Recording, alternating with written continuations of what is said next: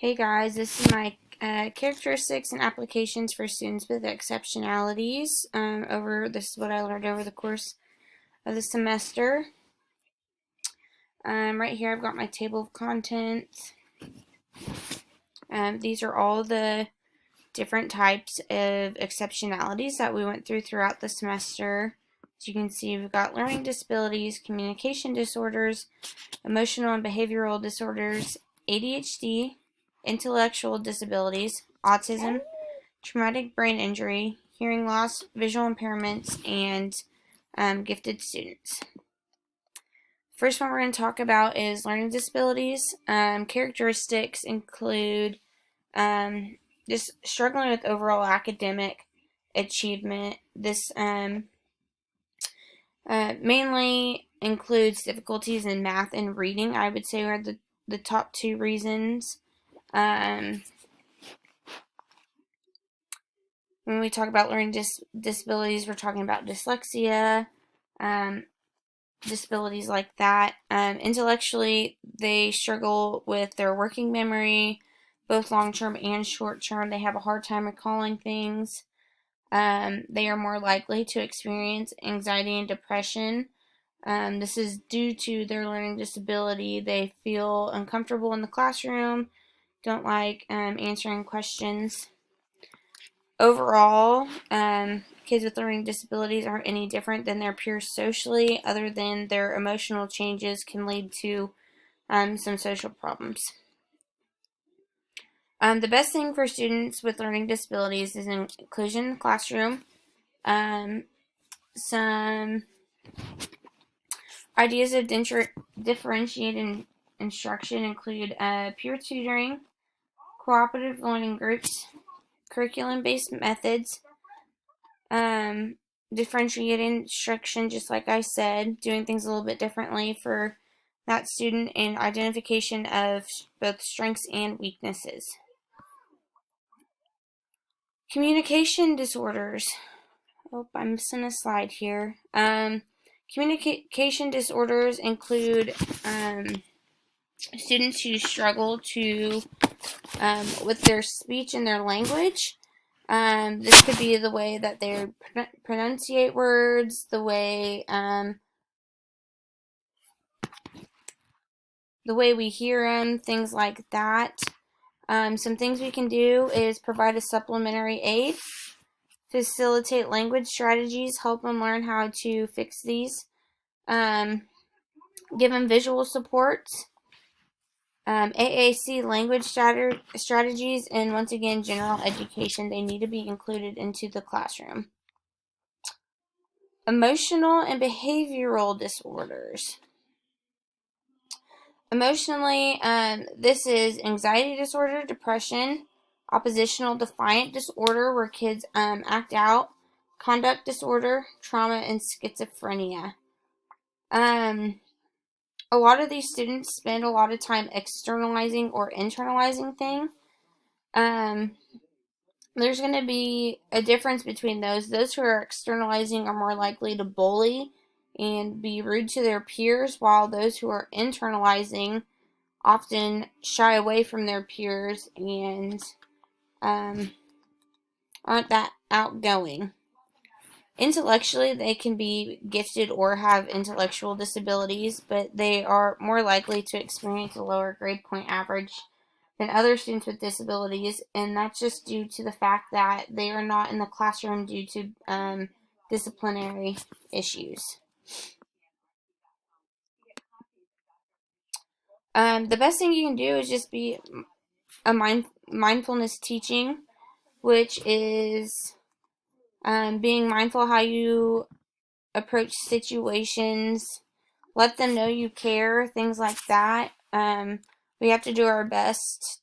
I know schools these days are becoming more trauma informed, so doing your best to learn more about that and how to handle these situations would be a great way.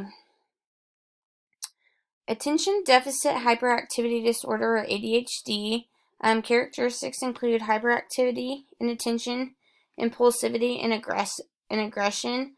It's important to note that this looks different for every student. One may be more inattentive and one may be hyperactive and aggressive. The inattentiveness, spacing off is more common in females, and the hyperactivity is more common in males based off of our last presentation that we had to do over ADHD.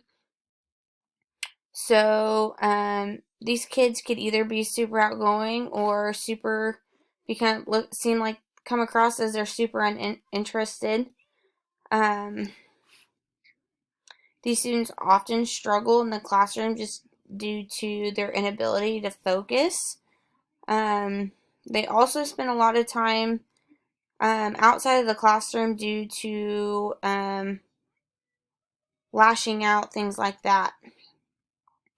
Some ideas to help: contingency management, self-monitoring, keeping them accountable, peer monitoring, instructional choice, class-wide peer tutoring, instructional modification, and computer-assisted instruction.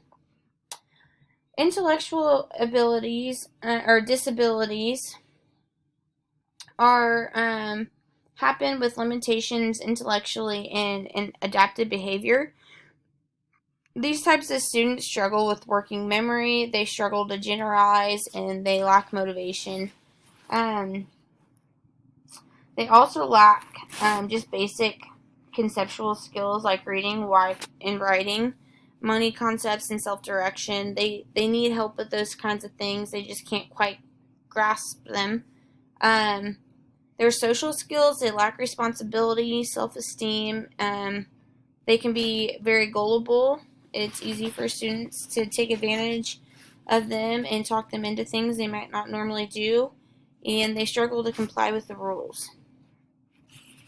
Some other things are just practicing daily skills of living.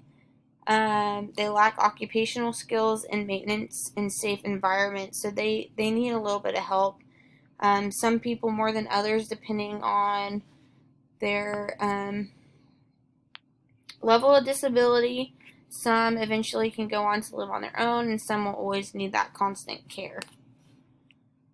Intellectual disabilities can benefit in the classroom through embedded instruction, self-determined learning instruction, and community-based instruction. I think all these are great. Embedded instruction, is when you apply what they're learning into their day-to-day living,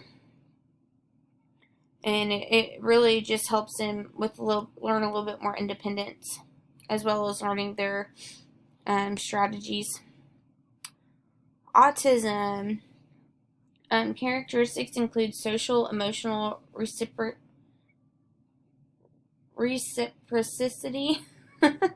nonverbal communication, maintaining relationships, they struggle, repetitive speech, reliance on routines, fixated interest, and excessive reaction to sensory input.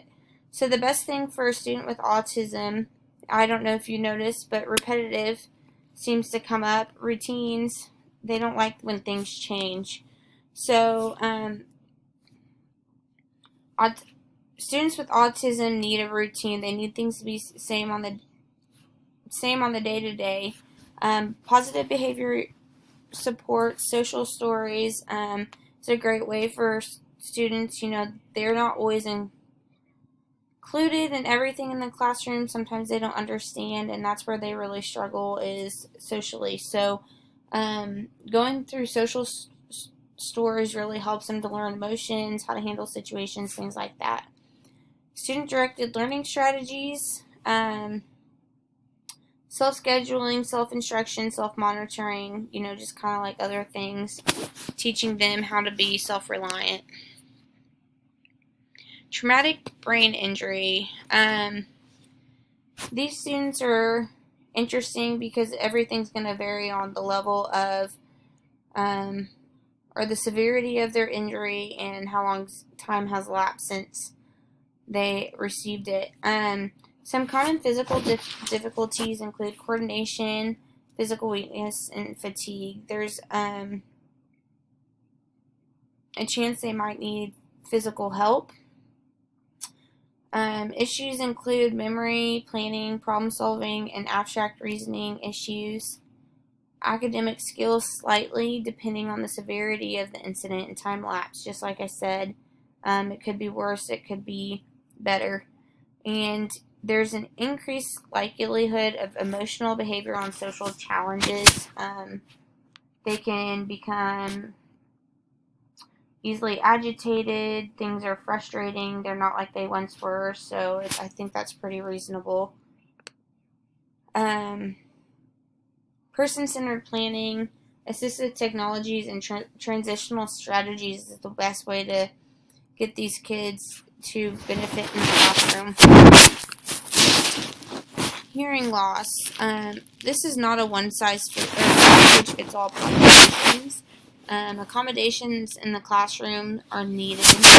We have to improve the listening environment in the classroom through acoustic tiles or tennis balls on chairs, giving these students the best opportunity to learn without many distractions. I know, like I said, it's not one language fits all, so some students can hear some things, not all things. There's different levels of hearing loss. Some can't hear low sounds, some can't hear high sounds, things like that. Visual aids are great. And I missed a slide. Oops. So visual impairments, I don't really know. I'll just go ahead and go down. These students will also need accommodation, so braille books, technologies, adaptive materials. They'll need specialized instruction. They also need help with non-academic priorities, like making sure they can get around safely. Partnering is also a huge thing in school settings. They need help maneuvering around and just like becoming familiar. Gifted students, they're creative, they have leadership skills, they have talents in visual and performing arts, and their typical range of emotions are the same as a regular student. They just have lower levels of anxiety and depression. They just don't necessarily see that as an issue. They do, however, suffer or can suffer from perfectionism, and are also at risk for bullying. A way to benefit these students is cluster grouping, enrichment programs, and acceleration in the classroom. And that is all I've got. Thank you for listening.